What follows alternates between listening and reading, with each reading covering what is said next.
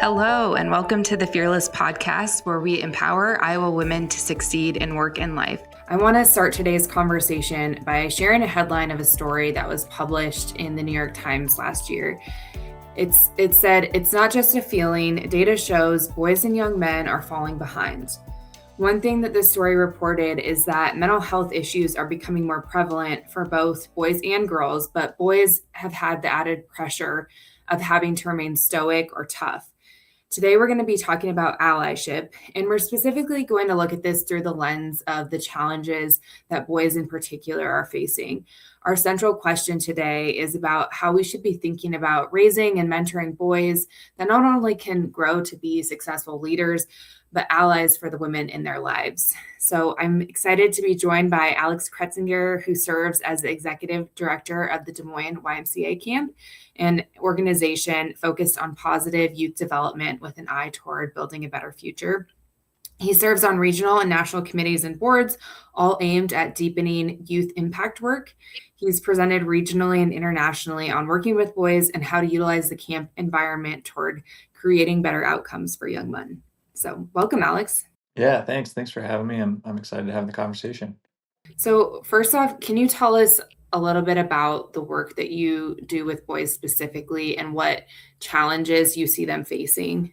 Yeah, so our camp program, which is over a century and running, and originally set up as a boys only camp, but became co-ed in the late 1960s, and so we've been co-ed and continue to run co-ed programs. But one thing that I've noticed over the last I've been here for close to 15 years, and so in that time I've seen our um, the number of boys steadily decline, in proportion to the number of girls at camp. And so, now we run, I think last year we were close to 37% of our attendees were boys, which was down quite considerably from where we were, just in maybe 2013, where we were about 45%. And so that continued decline and it's not that those numbers are shrinking, but it's that girls are coming to camp more and more, and boys are really just not engaging.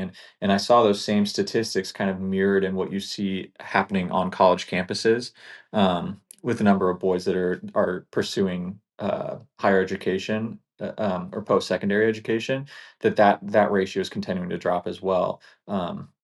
And so I've that kind of was what got me started in looking closer at this, is trying to understand why we're struggling to connect with boys. Um, Here in the camp environment, of course, like, um, we have issues that we try to work through largely around behavioral differences. Behavioral expectations for boys have, I think, been an under evaluated issue and question, and so we've had issues with trying to manage boy behavior. Um, as well as connecting and making boys feel like camp is a place where they want to go, which is an interesting thing when you think playing in the woods or getting your hands dirty sounds like a stereotypical or traditional boy activity, and yet, girls are way more into that just based on who's signing up to come out. So, um, yeah, just those are some of the things that are really popping out, and they've really got me looking closer at this. Yeah, that's really interesting. What do you think are some of the reasons for the lower engagement with the boys? Have you kind of come up with anything yet that you think might be happening? Um, so I think as I look at it, I've been trying to look as well at the education system and the challenges in education um, because of the parallels in our numbers and the way that's all turning out. And I think one of the things at camp and in camping and a lot of youth work organizations is we pull our strategies, our processes or principles a lot of times from the education system. A lot of our staff are future teachers. We look to them for ideas on what child development should look like, and so as a result, our expectations sometimes mirror what are seen in classrooms. But I think one thing that has been happening over the last several decades, in education, especially in elementary education, is that there's been a larger emphasis placed on the ability to sit still and ingest information, and do it in an instruction setting. So, and those are things that are harder for boys based on their brain's development in those early years. Girls are typically the estrogen typically turns on parts of the brain's development in those early years that are focused in the prefrontal cortex, which is what you need for the ability to regulate emotions, to sit still, pay attention, to verbally process things. And testosterone turns on development of the amygdala, which uses tactile learning. And so you need to be able to move, you need to be able to touch things. It's a very active type of learning, and that's been largely removed from school settings or from classroom settings. I've got a son who's in kindergarten, and he's learning mathematics and reading and all these things that are great skills, and he does well in school, but um, those are skills that I think of as being more first and second grade level. I think we've really advanced the curriculum and pushed expectations higher on younger kids and at younger ages. And with brain development in that situation, that can sometimes create a disparity. So the way that we look at that at camp is if we're placing these same expectations on kids and wanting them to sit down and be instructed on things more than giving opportunity for free play and exploration, without constant rules and instructions and a quote correct way to do things, that sometimes that can make boys feel as though they aren't necessarily welcome at camp. In the same way that boys, I think 81% of preschool suspensions are boys, and that means that majority of those boys, their first experience with education is that I don't belong here, I can't be successful here, and that starts them on a trajectory of feeling at odds with education rather than feeling supported by education. And I worry that in camp, because we place these same expectations on them for behavior, that we're setting up the same trend of saying boys aren't necessarily welcome at camp because they can't meet our expectation of behavior. Um, so we have to ask the question: Is the problem is the problem with the child? Is the problem with our expectations of them at this age? So long answer, but sorry. Yeah, no, that's really interesting thinking about how brain development and the differences really makes a difference there.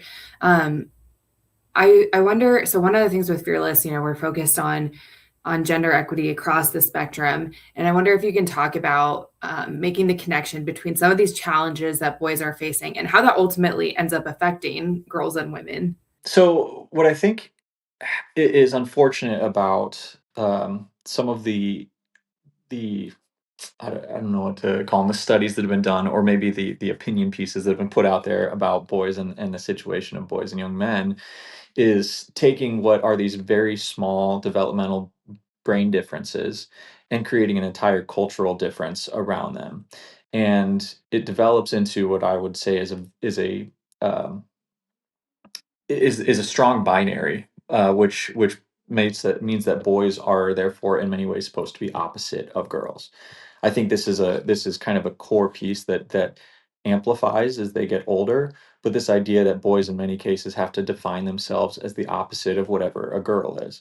Um, not true that obviously we can all find issues with this, but as a culture that is being enforced and implemented by boys upon boys, um, they end up developing this mentality, which creates with it the potential for an adversarial relationship between boys and girls.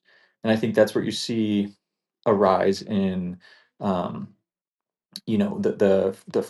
the manosphere, as you hear about it online, and the influencers who really drive this idea of misogyny and this idea that, to be a man you must therefore like have some dominion over women, which is all out of this idea that we have to separate ourselves and define ourselves as the opposite of women. I think it starts with the way we explain these early differences in boys and girls, and then our culture builds on these two things rather than understanding that although those two brain parts do develop at a different rate, there's about a 2-year delay in prefrontal cortex development between boys and girls. They do catch up in adolescence, and they are relatively similar in the teenage years, but by then culture has essentially gotten its grip on people, and it's started to build their entire worldview and their um, personal identities around these prescribed things. And so how that impacts women, of course, as well, is that women suffer the fact that many of the expectations that are placed on men are just flat out antisocial and they're unnatural. The idea that men shouldn't have emotion, the idea that men should always be, you know, independent. They can't depend on friendships, and that friendships with other men is viewed as questionable or, you know, uh, uh, in many ways immature. They look at these different elements and try to take all of the things that the necessities, the natural needs of men and boys as humans, we take them out. And so the frustration and the buildup of that is typically something that's felt by the people around them. It's the women in their lives, um, that suffer at the expense of these men who are, suffering themselves, but have no way to process it. And so instead, the people around them are the ones who bear the brunt of it, unfortunately. Yeah, I know one of the terms that gets thrown around a lot is toxic masculinity, and it almost is thrown around in the sense of being joked about at this point, but I think it's very much kind of what you're describing there. But when you hear that term, what does it mean to you? I agree that the term has lost its intention or its meaning, but I think I think it's misleading because I think that the traits that we typically think of as toxic masculinity are just downright antisocial traits. I don't think they belong in any characteristic that any human should have. Cruelty, callousness, dominance and punishment, violence being our like those things shouldn't be associated with any gender. They should be just associated with an antisocial, behavior. And I know that that one of the challenges becomes that when you identify a few traits and assign them to men as inherently part of male or masculinity, then it becomes hard to define then what is masculinity in a positive sense. Um, Quickly, masculinity is viewed more often than not. When you talk about masculinity, you get kind of the ick. You kind of get a little gut reaction to, oh, men being unfortunately, you know, uh, negative influences because of this masculinity. But there can be positive traits. I think that the mistake we've made is that we haven't done anything to push back or provide an alternative. We definitely identify elements of masculinity culture that are antisocial, but we don't identify necessarily as strongly the positive aspects of what men should be, which for young men leaves them not sure what they should be aiming for developmentally. Yeah, what do you think can be done to then to emulate the positive parts of masculinity, or like you said, those traits that men should be thinking about aiming toward? How do you think that our culture can do a better job of emphasizing those?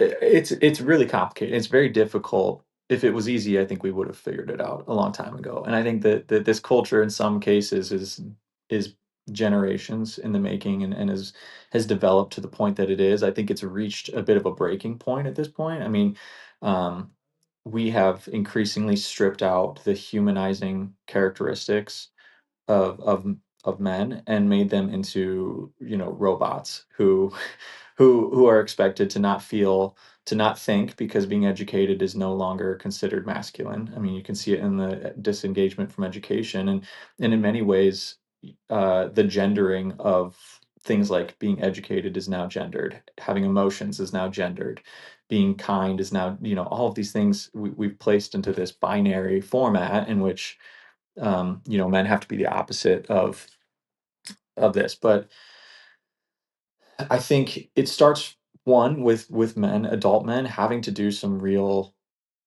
self-reflection. And this has been a big part of the work the research I've been doing, is it's been cathartic personally, because I grew up in this, just like all the other men. You grow up with a lot of these things that are just in, by this age, are subconsciously in you. They're things that you have been just taught as a worldview, about yourself. You feel odd about certain things. Telling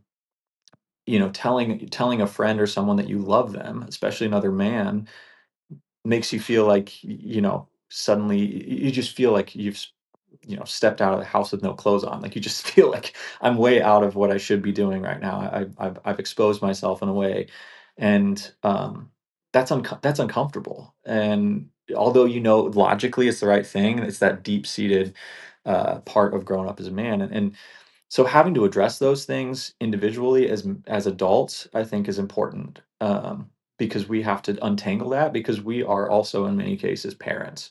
I think the next level of responsibility falls on parents, to ensure that they aren't instilling these same values on their kids.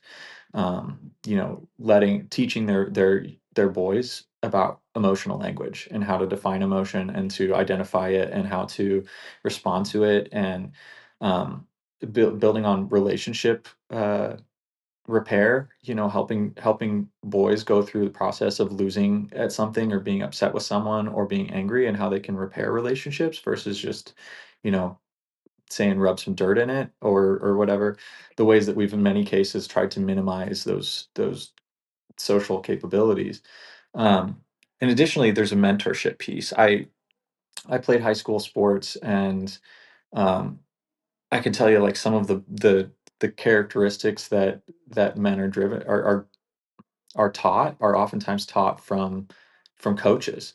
I mean, coaches yell and scream to get their way. Anger is the only way that they communicate with you in many cases. They're in a constant state of anger on the sideline, yelling, screaming, everything. And then you learn that, in order to one, you can't show emotion because if you do, you'll sit on the bench. You have to just grin and bear it, and keep going. And so for athletes, it definitely teaches the same thing.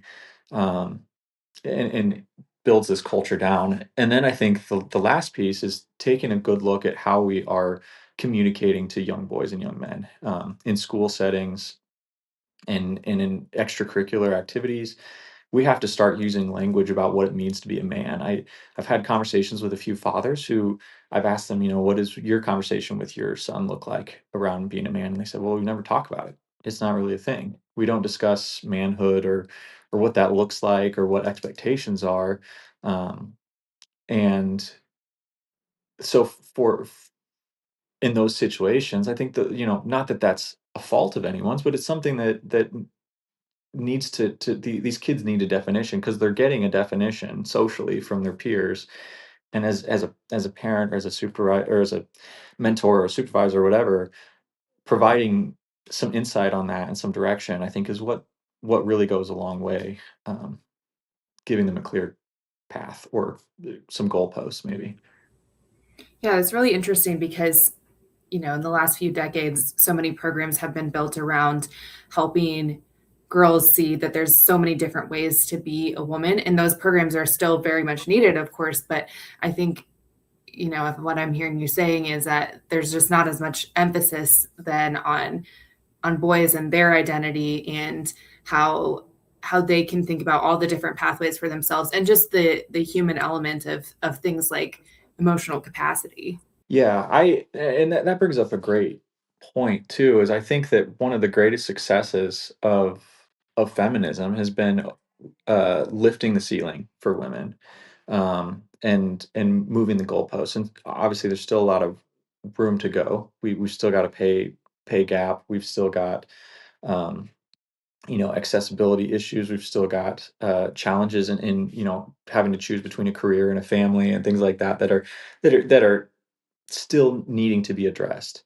Um, but one of the great things is that it's expanded the opportunities for women and the way you can be a woman and also do non-traditional women things and still have your woman identity be something you're proud of is great. But there hasn't been the same effort put into what men have as opportunities. As women have gone into the workforce and in many cases gone in better educated and better prepared to be the quote unquote breadwinner of the house. Um, there hasn't been much effort to try to change the narrative around fatherhood and allow fatherhood to be the one that comes in and picks up the difference so that the mother in the household can be the successful businesswoman. And that's a piece that needs to take place. The shared responsibility, I mean, it's still probably, I think it's an unfair burden to both manage the home and manage the finances because men haven't haven't been given guidance. And in a lot of cases, the challenge is that our fathers gave us the best, upbringing that they could, but they weren't ready for the world as it is. And so you have to. There's a little bit of grace for dads. Like, it's not a failure of the last generation of men. The world was changing rapidly, and it continues to change. But there's not an effort in the same way where there is to prepare women for many opportunities. There's not that for men. Men aren't going into nursing or education at rates, like women are moving into STEM fields and things, because they're becoming a smaller and smaller percentage of those more interpersonal career fields. Even though the money is there, even though the opportunities for advancement are there, they're really probably the most stable job market at this point, because they're least at threat from automation or AI or outsourcing, and yet men are refuse to even look at them in large scale, largely because they haven't been told that that's an option, other than by this classic, uh, traditional, we'll call it, but really constraining a definition of masculinity, which says working with people is not what men do. Men work with numbers. Men work with their hands. They don't work with individuals. They're not supposed to express empathy, even though we have the complete capacity. There is no gender difference in capacity for emotion or caring or any of these things. It's simply in our expression of it that we're being controlled. Yeah. And I mean, I can count many clubs for women related to, getting more women and girls into STEM, for instance, but I can't think of a single one of getting men into women dominated fields off the top of my head. I think your points about feminism are really interesting too, because at its core, feminism should be gender equity across the board, and yet I think there are still many women who may have some of the biases that we're talking about here, with what they look for or what they expect of either the boys that they're raising, their partners, their colleagues, and having those stereotypical expectations, which could be, part of, it's not just on men to change that. Women have to acknowledge when there's bias that they're putting on men as well. Yeah, I think, and again, to give a little bit of grace even to women and feminism on this as well, is that we live in a society and in a culture that is built on hierarchies. It's all built on a top down. There are the most successful. I mean, the number of ways that you can be privileged, or the number of ways that you can face hardship, because there's so many different hierarchies, whether it's racial, whether it's socioeconomic, whether it's gender, whether it's sexual orientation. There are perceived, uh, you know, the best at the top of your pyramid, and then you've got the bottom, and your goal is always to try to find your place within this hierarchy. And so when you look at the feminist movement, you're trying to reinvent the entire view of society to remove a hierarchical structure. And so it's completely understandable if the idea of how you push back against the existing structure is just to flip it. It's hard to think outside of a structure that exists in so many ways. And so what we need to do, I agree, is to move to the point where we are moving beyond this hierarchical idea that we have to have haves and have-nots in all aspects of our lives and society. But within this gender piece, I mean, if you want to take this current system and deconstruct it, the only way within a hierarchical structure is just to take it and flip it, um, which still has a hierarchy and still implies that somebody has to lose and somebody has to win. And I think that zero sum mentality that we have keeps us from you know, real improvement and real advancement. Is that we continue to get stuck in the same structure. Yeah. I think sometimes when we think about bias or stereotypes, we think about like the really big picture, things like the pay gap. But I also think about the everyday actions. And one of the projects I worked on many years ago in college was for my women's studies class, was looking at for heterosexual relationships paying on first dates in particular. And almost Mhm. all of people said that most of the people said that the expectation was for the man to pay, or it was splitting it. But the vast majority said the man should pay on the first date. And then they said, people had different thoughts on, after that. But I still think about that as some of the everyday things that can set a stage for what is expected of men and of women in different roles. And I don't even know if women are necessarily opposed to paying, but I know that there's definitely men who could take offense to a woman offering to pay. So even just some of those everyday actions, I think, is really interesting to see how the bias trickles in. I think that that piece is really difficult to tease out because some of those things feel very benign in their existence, but they are evidence of an accepted, gender role. And I'm not necessarily saying that gender roles are bad. There are obviously differences between men or women. If there wasn't, they'd just be one. So there are some obvious differences there, but it's how do we take those differences and combine them through collaboration of genders in relationships, in workplaces, all those things to achieve better things rather than I need to protect mine so you don't get yours, or I need what you have so that you don't have more. It's this idea that we're in a competition for this, um, versus the idea that we're trying to work together to make something bigger. Um, so I think that's an interesting anecdote is just the payment of meals. I think of the same. I struggled, and I'm no way perfect on any of this. These are things that I recognize are things I'm still trying to work through. But I know when my wife and I first got married, I really struggled with us not combining bank accounts. And I know that that's a very common practice and very traditional, and oftentimes it's a way for both, kind of put under this guise of equality and both managing money. But I think largely the expectation was that you wanted to know what was going on uh, financially with everybody, not so much that you wanted them to have a separate say in how they chose to use or spend their money. And obviously, there are agreements and things that need to be made around shared costs, but um, this idea that we both have an equal right to privacy, the idea that we both have an equal right to financial freedom or whatever, was something that I had to come to terms with.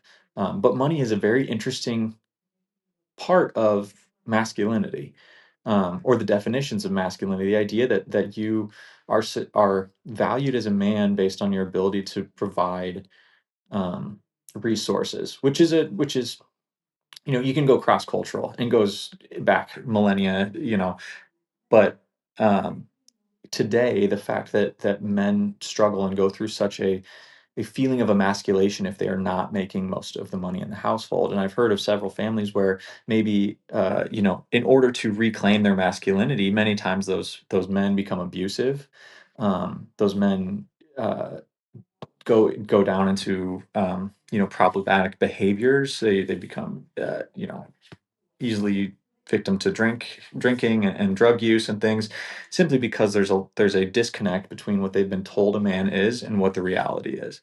And you see this multiple times. I think this is why you can look at stats that 4 out of 5 successful suicides are men, that 70% of the unhoused population are men, that 96% of incarcerations are men. I mean, these are evidences of a despair and of a disconnection that's taking place with men because they don't know how to place these expectations within the reality of life. And I think financial is a perfect example of, and probably maybe the most tangible is how do men handle the fact that they aren't making the most money in the home, feeling as though their place as the financial provider is not needed or not required anymore. Yeah. Yeah. That's all super interesting. I want to transition to talking about masculinity as it relates to allyship a little bit. So, Mhm. I want to share something and kind of get your reaction to it. So, one of the big stories during the Winter Olympics was about the U.S. women's and men's hockey teams both winning gold. And after the men won, there was the video that came out of President Trump calling the men's team to congratulate them on their win and then joking that he'd have to invite the women's team to the White House too. And a lot of the men's hockey players laughed at the president saying that, and they ended up receiving a ton of flack for it, especially on social media. And it was definitely one of those examples of something that often happens where boys or men might not be the ones doing something sexist or joking at women's expense, but yet they may witness it. And I'm just curious what your thoughts are as this relates to our conversation about masculinity. Yeah, no, I mean, that was definitely just fascinating to watch that play out. Um, it was a very troubling, I mean, situation, and not to go into the comments themselves. I think the comments themselves are the most, you know, the worst part of the entire thing. The fact the comments were made and the implication was made that the women were second tier by, the leader of the country is my main issue. The second one being how the men reacted, and I think looking into the psychology of it, I think there are a couple pieces that stood out. One is that I think that men, because of their emotional repression, have moments of elation or moments of emotional expression that go well beyond control. I think they go beyond control because that bottling up this need, when you find an outlet for it, it all spills out, usually in unfortunate ways. You look at the ways that like riots sometimes will break out after a team wins a big championship or something, and people start damaging property and fighting people. It's bizarre, but I think you open the lid and emotions come out in uncontrolled ways. Most of these hockey players have not even matured in brain science yet. I mean, by the age of 25, until then, your brain is still developing. You still are developing emotional regulation. You're still developing the ability to have foresight and recognize the long-term implications of the things you're doing right now. Um, and so these are these are 19, 20-year-old kids who are still not seeing the impact of their reactions. Um, and so I'm in no way does any of that excuse it. I'm just for me, I think there's a little bit more nuance to the context of understanding that they are on the phone with the president of the US in a complete state of euphoria after winning a gold medal, where their emotions are really taken over and they've lost their critical thinking, their ability to manage them. And I think in many cases they were caught in that moment. Now, I think it leads to a couple important issues, and one is that this is another example of why emotional repression leads to these types of bad behaviors that happen during moments of emotional expression. I think that this just shows why you lose that critical thinking piece and the ability to manage emotions because you're drinking from a fire hose of feelings, and and you misbehave, and that's what happened. So that stood out to me. The second piece that bothered me the most was the lack of apology and the lack of um, taking accountability for it. That to me is where the real problematic parts of masculinity pop up. Is that it is natural for all of us to make mistakes. It's natural for us to, I think it's normal for people to be in a situation and hear something said and maybe chuckle at it and then reflect on it and say, wait a second, I didn't like how that felt.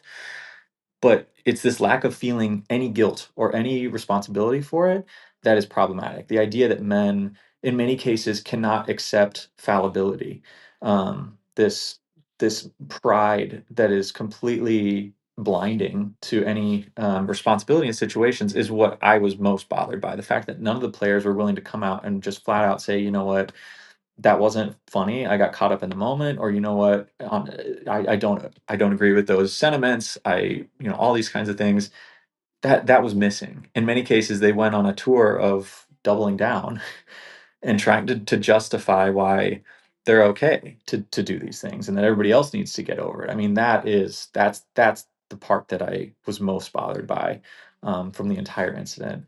So within masculinity's piece, I think it illustrates both the the repercussions of emotional repression, and I think it demonstrates where masculinity is the most uh, restrictive on growth opportunities, is that it's unmasculine to accept mistakes and to admit you make mistakes. And in doing so, you lose opportunities to learn and grow and get better.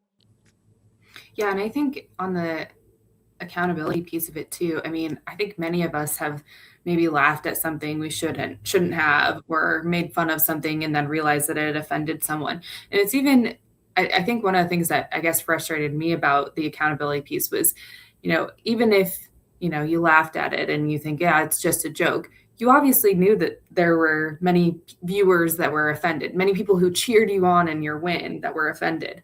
And you didn't apologize to them because you don't even have to agree with their feelings and reaction to it, but it doesn't mean you can't apologize for making someone feel that way. And I think that's one of the things that can be challenging too, is that when with the lack of emotional openness at times, is not even just being able to acknowledge that somebody else might have interpreted something differently, even if you don't necessarily agree with it yourself. Yeah, I mean, it's a lack of empathy is what it is. The lack of the ability to see how that could hurt somebody else, even if you don't share that opinion. And that's a big missing piece in this whole thing. But um, we've decided that empathy is not a valuable skill, and have removed it from most curriculums in the state. So, but that I think is what the difference is the ability to understand that you've hurt somebody and to appreciate that you've done that and then take responsibility for it. I just yeah, I agree with you. That really the problem for me was what happened after and the response to it by the players in many cases just it demonstrated to me that this was a deeper seated issue than just people making a poorly timed response with poor emotional regulation. Well, I feel like we could keep talking about this forever. So, my last question for you to kind of wrap us up is, I know, related to kind of what you're just talking about, and about what we value in our systems, and empathy not always being one of the top things. I think about this in the context of diversity, equity, and inclusion efforts. And, at their core, really what they were meant to do is correct a variety of the systemic barriers that exist, including gender inequity. And, but at the same time, critics of those efforts felt like some of them went too far. For instance, that and girls were prioritized for scholarships or hiring because of their gender and not because they were the most qualified. And of course, many men, especially, described feeling attacked with things like the Me Too movement or DEI work. So I'm wondering, in the context of this, how do you think that specific efforts to empower women can coexist with some of these efforts that we've talked about that need to happen to help men come along as well? I think that well, starting with the Me Too movement, I think the men who were upset about the Me Too movement and felt attacked, this is my personal opinion, but they were coming from a guilty conscience because, I mean, there was no part of the Me Too movement that felt personally aggressive toward me. But I feel like if you feel like it's people like you that are being, if you want to call it disciplined or called out or whatever for the behaviors, then yeah, you probably felt attacked by it. But having an issue with women getting recognition for the suffering that they've had in workplaces and in different social settings, that that to me, I still don't understand unless you have a personal tie and personal experience with being an instigator, how you felt attacked by women wanting to say stop. I mean, so that part stands out to me in the DEI context and in discussions about like diversity, equity, inclusion work. It was um, I remember having moments at the time of George Floyd's murder and things like that, having to go through some real evaluation of my own understanding of myself. One of the best descriptions of privilege that I've heard is that privilege isn't seen by those with it. And so, an anecdote would be if you asked a group of women what they saw when they looked or looked in the mirror, a white woman would probably say, "I see another woman." But a black woman would more likely say, I see a black woman. And the reason is that they see privilege that the white women don't. In the same way that men don't necessarily see the privilege they have, especially white men don't see the privilege they have because it's all we've known. And so we assume that it's the norm. It's that comes back to that hierarchy piece. When you're at the top, you just that's everything looks the same from on top, you know? So when you have to have some, you know, you have to face that when you have to sit down and face your privilege and kind of like pull that away and have some real hard discussion. The waves of guilt that you feel when you are at the when you're the beneficiary of that privilege is difficult to navigate. You feel guilt for things you haven't done, but that you share uh, identities with people who have done.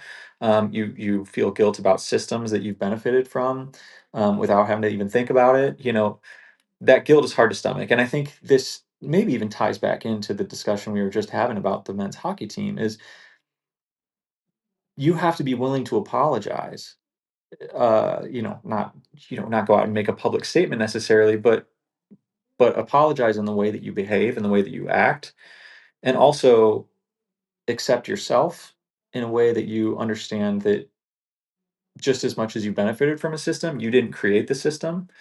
Um, and so this isn't saying that you did this, but it is recognizing that you've benefited from it. I think the challenge there is that when men are taught, by and large, that accepting mistakes, to say that you aren't perfect, to say that you aren't the smartest or the strongest or the whatever, this grandstanding and performative version of masculinity that we all grow up in, it's very hard to come to terms with those feelings. To feel guilt is something that you push away, and it's usually responded to by those who aren't ready to feel them or in a position to have the emotional intelligence to deal with them, is to respond with anger. And that anger typically is directed right back at the groups. And I think that's the big piece that led to the swing back, the pushback against DEI, um, was that men by and large weren't. Uh, and I'm not, and I say this understanding it's not necessarily fair to to ask for help for a group that's been privileged for so long, um, but they needed coaching through this, and coaching in the sense that we had to have vulnerable conversations. And I remember having a few of them, which were the most formative in my processing and going through the DEI journey. Was I had to have conversations with people who were willing to call out the injustices, but not call me out necessarily. And that was the important distinction and the thing I needed to hear to know to take myself out of the middle of this and not make this about me, but make this about systems, make this about um, equality, fairness, equity, all of that. And so, because that wasn't happening for very many white men in communities, especially rural areas and in areas where they don't have regular interactions with minorities or with groups that necessarily fall other than gender differences, they're not necessarily meeting with non-white communities or non-Christian communities in a lot of our rural areas. And so those were the ones that felt the most, I think, called out, and yet without any coaching through it or any connection through it. Um, and I think they were the ones who became the most vocal in opposition to it. And their thing just always came back to, I don't want to feel bad about being white. And this whole uh stop making me feel sad, stop making me feel guilty, I didn't do anything wrong, nobody did anything wrong, you just have to work harder, this is not about all that kind of stuff. I think it's this masculine response to not accepting guilt and to respond to it with anger and an inability to accept fallibility. That's my take on it from a masculine or a men's perspective. Understanding that doesn't speak for all men, but I think if you look at the turnout in the last in the last election, I think it's clear that men by and large were the most opposed. Yeah. Well, I really appreciate all your thoughts that you shared. Thank you so much for joining us. I think you've given our audience a lot to think about in terms of how we can all be tackling this together, and thinking about, as we're talking about gender equity, making sure that we're not leaving boys and men out of the conversation, that we're focusing on some of the challenges and barriers that currently exist. So again, thanks so much for joining us. And to our audience, we hope you remember to be bold, be brilliant, and be fearless.